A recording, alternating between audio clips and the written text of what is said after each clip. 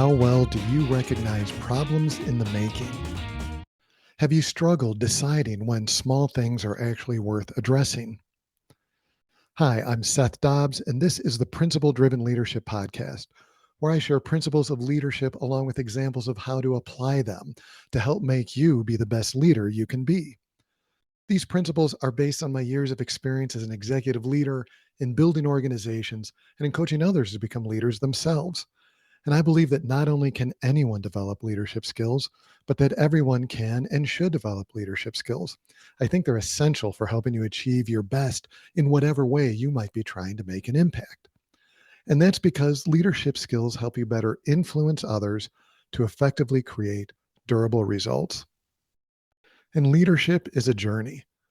The step we're taking today involves thinking about how being vigilant about the slow and subtle erosion of principles and values can actually help you prevent things from getting bad enough that you need to make major changes. So Caleb worked at a social media marketing consulting firm. This firm was a pretty big name, especially in certain industries, and they were really well known for the quality of their assets, their designs, their storylines, the attitude and personality, the production quality, and so forth. And in fact, that last bit, the quality, was really central to how they try to differentiate themselves. They believed that high quality media assets and social led to key outcomes for their clients: high engagement, strong return. In fact, this was so important to them that a key principle of this organization was quality over all else. Now, this approach led to lots of word of mouth and reputation based business and leads, and many of them being non competitive opportunities, which was great. They weren't the cheapest firm, but that was not a part of their vision. They wanted to be seen as one of the best, a premium firm, best quality, best engagement, best return on investment. And they felt that this approach would, in turn, lead to the growth of their company. And they were right. They focused on that vision, and the company was doing very well. It grew quite a bit. And at some point, though, in their heyday, Caleb was actually on a team working hard on a deadline, pretty typical state in this business. The team leader was very anxious to get it done so they could move on to the next thing. And because of that, actually pressed hard on the team to get it all done quickly. Now, typically with marketing, there's often inflexible deadlines due to ad commitments or other spend. But what was happening, the team lead was actually pushing for a tighter time frame than the norm. Caleb believed their thinking was that because they were paid by piece, they could generate more revenue, more money by tightening timeframes and moving on to other pieces of work for other clients sooner. And that's not wrong. That certainly works. Many mechanics, other body shops, stuff like that do piecework and try to optimize within the process to make it profitable. But in Caleb's case, the team actually had to cut corners in post-production to make the new timeline work. Now, they delivered. And while a couple of the team members raised a hand to call out the problem of cutting corners, it didn't seem like there was any real impact in that. So in fact, by applying this pressure, the team leader continued doing that and was actually able to increase the number of pieces the team delivered in that month and increase revenue. And so continued with that kind of pressure with trying to tighten those timeframes. And there was some ongoing concern that there was a decline in adhering to their values. In general, this was received as great news, right? The team was only making little changes. Who would really notice? And more money was coming in. And in fact, at some point, Caleb's team leader was hailed as a hero because of those numbers, which then led to other teams embracing this new approach. And because of that, Caleb's leader wanted to continue to stand out. So the leader looked for new ways of squeezing more out of the process. And sure enough, with enough pressure, the team found other ways to shorten the process, all at the expense of almost negligible changes to quality. Almost. Now, for the next couple months, they were able to cycle through more clients, more work than ever without increasing costs, without increasing team size. And the team Caleb was on was heralded as new champions in the organization, even though there were growing misgivings amongst the team. And Caleb even confessed to me that while it was kind of great to be celebrated like that, at least inside, he felt it was at the expense of doing great work that he was proud of. He was right about one thing: the work wasn't the same great work they used to do.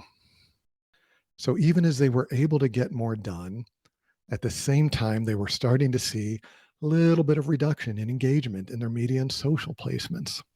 They also started seeing a decrease in word of mouth sales. Fewer customers were just coming to them because of their reputation. And so they had to spend more time and money in seeking and landing work. And then at some point, they even lost a couple bids because of perceptions of quality. And that's when the overall company leadership started really taking notice. At that point, the fix seemed kind of obvious, and a new leader was brought in who was going to enact sweeping changes to improve quality. But there was a lot of reputational damage already done to the firm. They also lost a few of their best people, including Caleb. So the principle this team needed to embrace: course correct early. This can be hard because the changes in an organization and in your processes and so forth can be subtle. I think a little bit about throwing a ball up in the air, right? You throw a ball up in the air, even while it's still moving upwards, there are greater forces pulling it down that aren't immediately visible until they are, because the ball is dropping. This is the same with organizations. In Caleb's case, the company had a clear set of outcomes and values, and yet they decided they should make small tweaks at the cost of those values in violation of their key principle: small forces working against the growth. They were still propelling upwards in revenue, but the pace of that was eroding as they eroded commitment to the vision and their principles. Now, it's impossible to prevent every bad thing from happening. And sometimes the desire to do that can lead you to over engineer and over process to the point of also having a negative impact. So I'm not suggesting that. But on the other hand, letting things go too far moves you from incidental localized challenges to more systemic problems. So you need to be vigilant, ready and willing to recognize when something is getting in the way of achieving your desires and your vision, and not let that rot away at your organization. You need to create a culture where it's not only okay, but actually expected that you and your team talk about problems and shape your collective perception of them together. This is what your principles are for: to give you and your team the guidance on what you need to be vigilant for, so that you can course correct early and recognize problems sooner. Again, this can be challenging because in many places, in particular, like with Caleb, money can override vision and principles. The opportunity for revenue can sort of override what we're trying to achieve. So you need to think about it this way: a violation of your principles should require a check. On the one hand, is there something wrong with your principle? Is quality really the most important thing for us? Or on the other hand, are you taking a step in the wrong direction? Should we really be reducing what we consider key to the success of our organization? Ultimately, this principle is a balancing act. It's not about being nitpicky towards everything, but recognizing when it's time to course correct as early as you can. You can see the results of this principle when there are fewer big corrections needed by your team. And even ideally, you'll start seeing fewer deliberate attempts to cross the line on your principles, on your vision. Mistakes will happen, and they're impossible to fully prevent. And in fact, we often learn more from making mistakes, so we can't prevent all of them from happening. But when you start seeing a pattern of not upholding your values, your culture, your principles, your vision, you should call it out and analyze what's going on. In Caleb's case, I definitely support the notion of the organization, of the leader looking to rebalance their values in order to figure out the best way to operate a business. But there were some sound reasons for why they had the principles they had and for where they were. And so when Caleb and some of his team members started raising the flag, there should at least have been a conversation and analysis of what was happening. Again, the reality is that opportunistic revenue is often the biggest catalyst in letting small problems grow. So the notion of course correct early is as much about taking the long view as anything, looking at the trend lines of decisions of what's happening, thinking through where are these going to take you? What outcomes are inevitably going to result from today's decisions, not just tomorrow, but down the road? This is important because it is far less costly to fix problems earlier than later. Think about a small leak in your roof. It's much easier and cheaper to fix than when you let it grow to a gaping hole. And your house suffers less internal damage by fixing earlier. The social media company could certainly correct everything at this point, but is that going to make up for what they lost? And does the cost of the larger correction actually exceed the benefits that were accrued along the way? This isn't easy, but if you don't stay vigilant, if you don't ask the right questions, you're going to incur a lot of risk and often damage. Course correct early helps you face reality, which is essential to a good spirit of problem resolution. In the story I described, few in the organization wanted to really face the reality of what was happening because there was an immediate benefit. And so a problem that was easily fixed early on was allowed to blossom or fester. And an additional impact to consider is further erosion, not just of their value around quality as their primary driver, but think about the message to the team.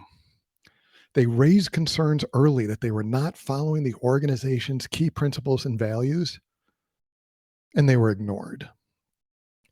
How likely are they to want to raise a hand again in the future? And what further damage is that going to do?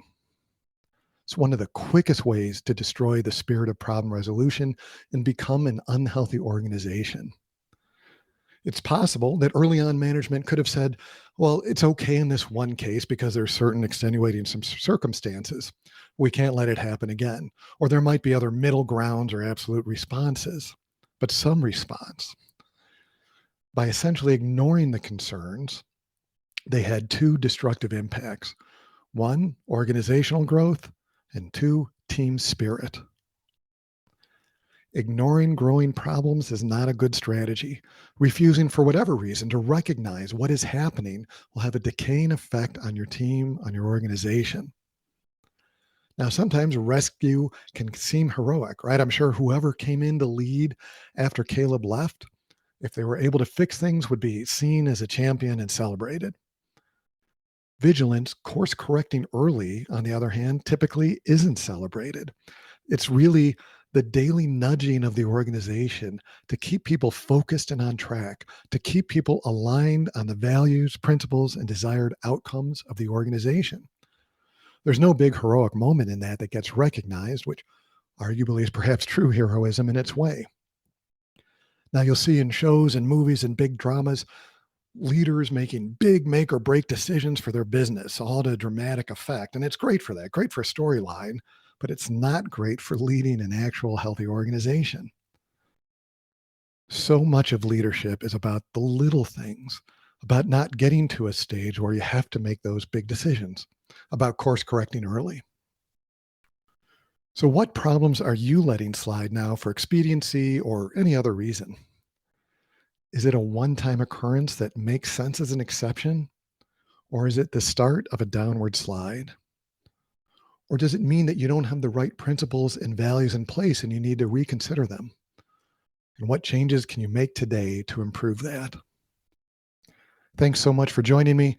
Please subscribe and share with a friend if you liked it. And join me next time when I'll talk about how resolving conflict sometimes requires taking a step back.